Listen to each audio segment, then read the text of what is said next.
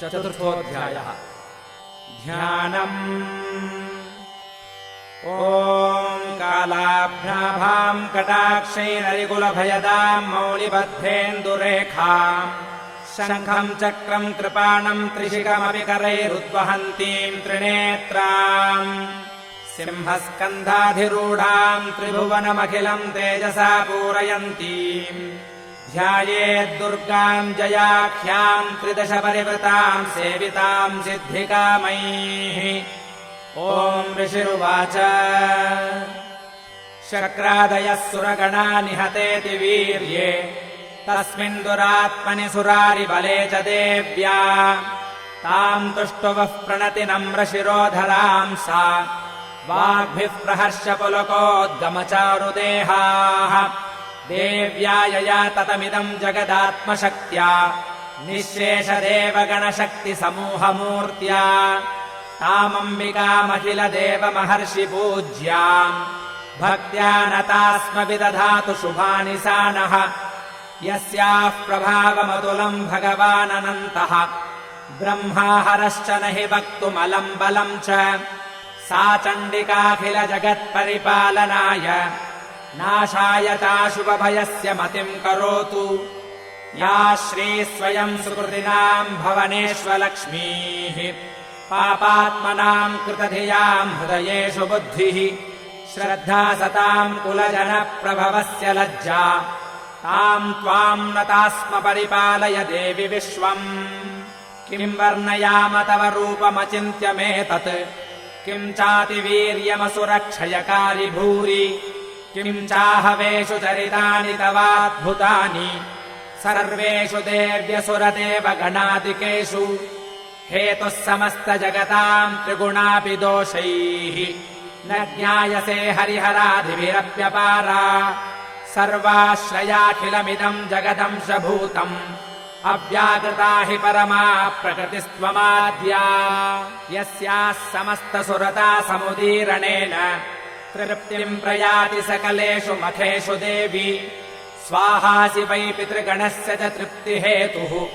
उच्चार्यसे त्वमत एव जनैः स्वधा च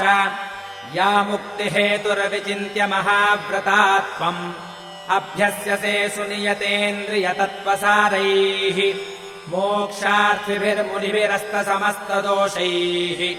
विद्यासि सा भगवती परमा हि देवी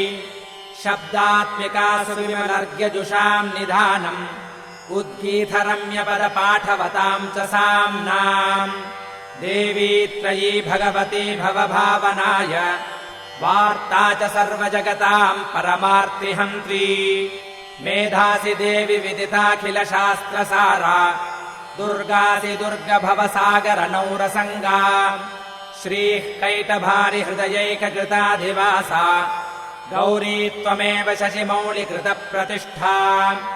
ईषत्सहासममलम् परिपूर्णचन्द्र बिम्बानुकारिकनकोत्तमकान्तिकान्तम् अत्यद्भुतम् प्रहृतमात्तरुषा तथापि वक्त्रम् विलोक्य सहसा महिषासुरेण दृष्ट्वा तु देवि कुपितम् भृगुटीकरालम् उद्यच्छशाङ्कसदृशच्छवियन्न सद्यः प्राणान् मुमोच महिषस्तदतीव चित्रम् कैर्जीव्यते हि कुपितान्तकदर्शनेन देवि प्रसीद परमा भवती भवाय सद्यो विनाशयसि कोपवती कुलानि विज्ञातमेतदधुनैव यदस्तमेतत् नीतम् बलम् सुविपुलम् महिषासुरस्य ते सम्मता जनपदेषु धनानि तेषाम् यशाम् स न च सीदति धर्मवर्गः धन्यास्त एव निभृतात्मजभृत्यदारा येषाम् सदाभ्युदयदा भवती प्रसन्ना धर्म्याणि देवि सकलानि सदैव कर्माणि अत्यादृतः प्रतिदिनम् सुकृतीकरोति स्वर्गम् प्रयाति च ततो भवती प्रसादात् लोकत्रये विफलदा ननु देवि तेन दुर्गे स्मृता हरसि भीतिमशेषजन्तोः स्वस्थैः स्मृता मतिमतीव शुभाम् ददासि दारिद्र्यदुःखभयहारिणि का त्वदन्या सर्वोपकारकरणाय सदार्द्रचित्ता एभिर्हतैर्जगदुपैति सुखम् तथैते कुर्वन्तु नाम नरकाय चिराय पापम् सङ्ग्राममृत्युमधिगम्य दिवम् प्रयान्तु मत्वेति नूनमहितान् विनिहंसि देवी दृष्ट्वैव किम् न भवति प्रकरोति भस्म सर्वासुरानरिषु यत्त्वहिनोषि शस्त्रम्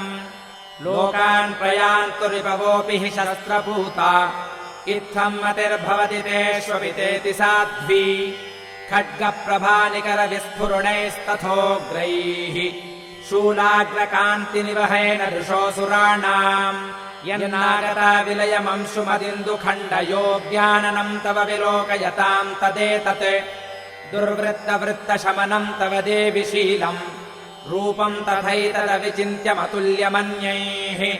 वीर्यम् च हन्तृहृतदेव पराक्रमाणाम् वैरिष्वपि प्रकटितैव दया त्वयेत्थम् केनोपमा भवतु तेऽस्य पराक्रमस्य रूपम् च शत्रुभयकार्यतिहारि कुत्र चित्ते कृपा समरनिष्ठुरता च दृष्टा त्वय्येव देवि वरदे भुवनत्रयेऽपि त्रैलोक्यमेतदखिलम् रिपुनाशनेन त्रातम् त्वया समरमूर्धनितेऽपि हत्वा नीतादिवम् रिपुगणाभयमप्यपास्तम् अस्माकमुन्मदसुरारिभवम् नमस्ते शूलेन पाहि नो देवि पाहि खड्गेन चाम्बिके घण्टास्वनेन नः पाहि चापज्यानि स्वनेन च प्राच्याम् रक्ष प्रतीच्याम् च चण्डिके रक्ष दक्षिणे ब्राह्मणेनात्मशूलस्य उत्तरस्याम् तथेश्वरि सौम्यानि यानि रूपाणि त्रैलोक्ये विचरन्ति ते यानि चात्यर्थघोराणि ते रक्षास्मांस्तथा भुवम् खड्गशूलगदादीनि यानि चास्त्राणि तेऽम्बिके करपल्लवसङ्गीनि तैरस्मान् रक्ष सर्वतः ऋषिरुवाच एवम् स्तुतासुरैर्दिव्यैः कुसुमैर्नन्दनोद्भवैः अर्चिता जगताम् धात्री तथा गन्धानुलेपनैः भक्त्या समस्तैस्त्रिदशैर्दिव्यैर्धूपैस्तु धूपिता प्राह प्रसादसुमुखी समस्तान् प्रणतान् सुरान् देव्युवाच म्रियताम् त्रिदशाः सर्वे यदस्मत्तोऽभिवाञ्छितम् देवा ऊचुः भगवत्या कृतम् सर्वम् न किञ्चिदवशिष्यते यदयम् निहतः शत्रुरस्माकम् महिषासुरः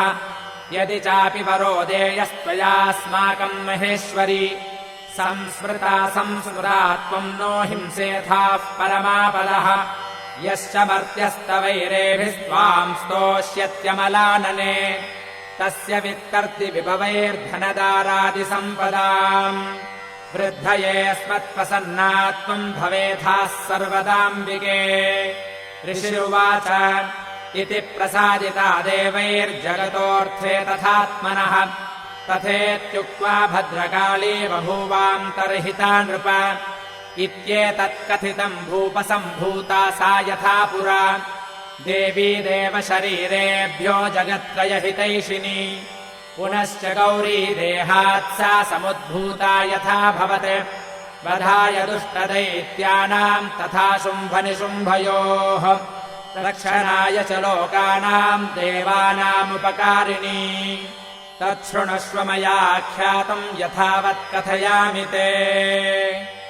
ह्रीम् ओम् इति श्रीमार्कण्डेयपुराणे सावर्णिके मन्वन्तरे देवी माहात्म्ये शक्रादिस्तुतिर्नाम 4थोऽध्यायः।